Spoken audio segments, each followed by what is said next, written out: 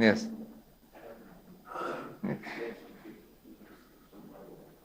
I'm sorry? Few moments with Prabhupada. All of you are having moments with Prabhupada all the time. But my life is insignificant, Everybody, each one of you, you have your own pastime with Prabhupada going on, to the degree that you let him in. And invite Prabhupada into your life, and all these wonderful things. It's an ongoing opportunity to be with Srila Prabhupada. It's not that I was, with him in the 70s. Very special moments, no doubt. But each one of us can have Prabhupada with us every moment, every day. That is the first point. Now, Kali will tell you Prabhupada is gone. Kali's representatives will tell you Prabhupada is gone. But Krishna will tell you the opposite. Parikshit Maharaj will tell you the opposite. They will say Prabhupada has never left. He's always there. So, to be candid with you, that is the journey that many have gone through, thinking that Prabhupada is gone, but that was a mistaken understanding.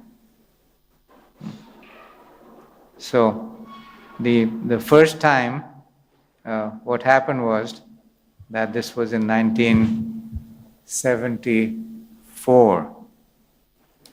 I was in Detroit. I was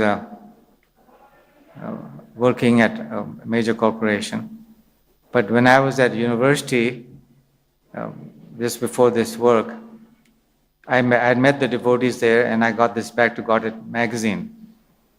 And I opened it, and when I started reading it, then it was like what I told you. It's like the sun suddenly started rising in my life. All the questions I had, which nobody could answer. I'd read so many Bhagavad Gitas and so many other books. There was no clear answers anywhere. I take this one magazine, and I read one or two articles, and it was like the sun was starting to rise brilliantly. And I was thinking, my God, who is writing these words?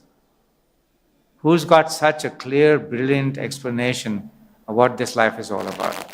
Just that one magazine, one article. So then I got the Bhagavad Gita. I went to the temple in Chicago, because the university where I was going was not far from Chicago, University of Illinois. And I was studying, as with Madhu Pandit Prabhu, I was studying civil engineering there in my master's. I went to IIT Delhi. Madhu Pandit Prabhu went to IIT Mumbai. So he was also studying civil engineering. I was also civil engineering, few years ahead of him. And then I was taking the master's program there. And then I decided I did not want to do engineering, so I also started the MBA program, which I finished also. So when different companies were coming to interview on campus, and I graduated with very high marks, so many offers I could have gotten, but because I was reading Prabhupada's Bhagavad Gita through this Back to Godhead magazine, I used to pray, Krishna, I am totally unqualified, but please get me a job in some place where there is a temple.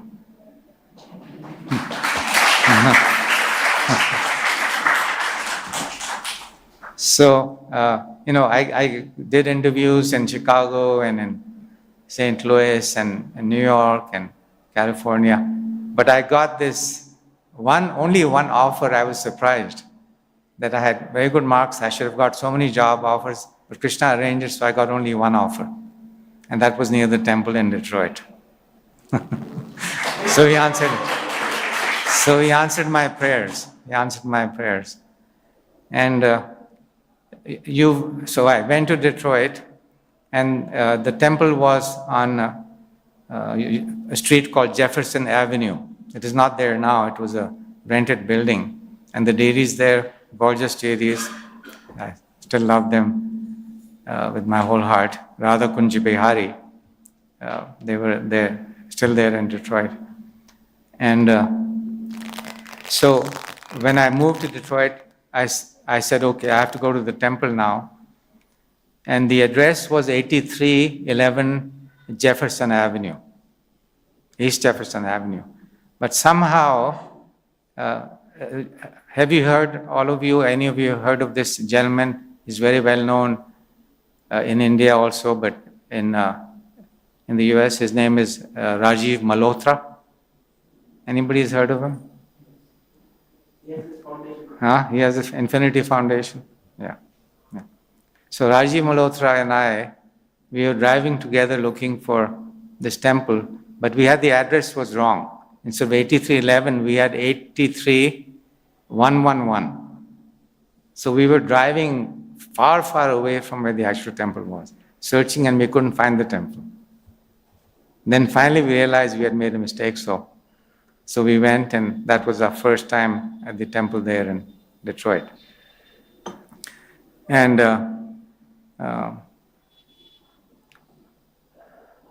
so from there, I'll skip many other, stories. Started going to the temple, and the work I had was only 5-6 miles away. So during the lunch, I would simply sneak out to go to take prasadam. Just find some time, rush with it. And then on the weekends, we used to love to go to the temple. Although the place I had purchased for accommodation residence was far. We would go to the temple and spend many hours there, and you know how it is. You have the Sunday feast, there's prasadam, there's wonderful kirtan and tulsi puja and some discussion, and then you don't want to leave. So I didn't want to leave, but I have to go to work next day. What to do? So then we would leave, and then I said, no, this is not good enough. And then I said, I must go there on Fridays and spend the whole weekend there. So you feel like that sometimes, that you want to maximize the time here. So then we started going to the temple on Fridays and spend the whole weekend over there.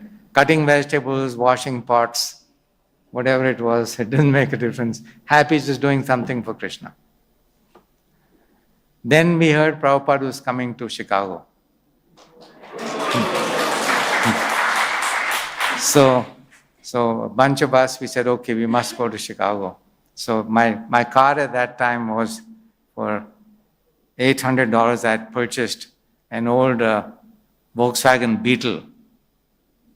They're not around much anymore. But one professor at the university had sold that to me.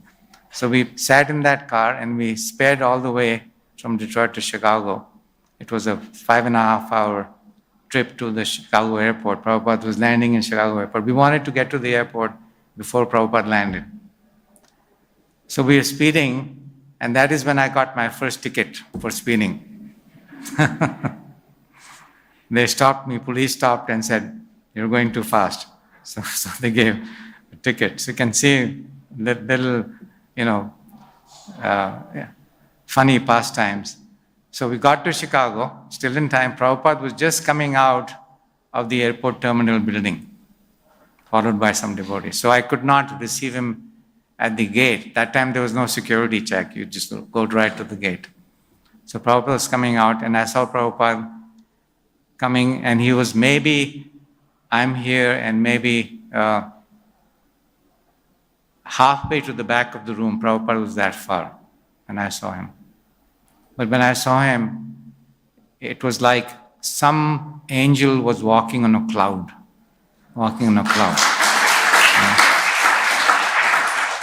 And my whole body erupted in some kind of ecstasy that I couldn't explain where it is coming from. I felt like I have met the love of my life. I met the love of my life. I met the person who was meant to be my master from now on. I was totally convinced of that from that first moment.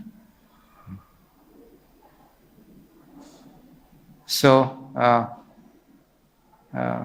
that was you wanted some experience. That was one experience that I had that I wanted to share with you. And that opportunity is available. You don't know when it will happen, how it will happen, whether small steps or some big realization or some big experience. Don't worry about that.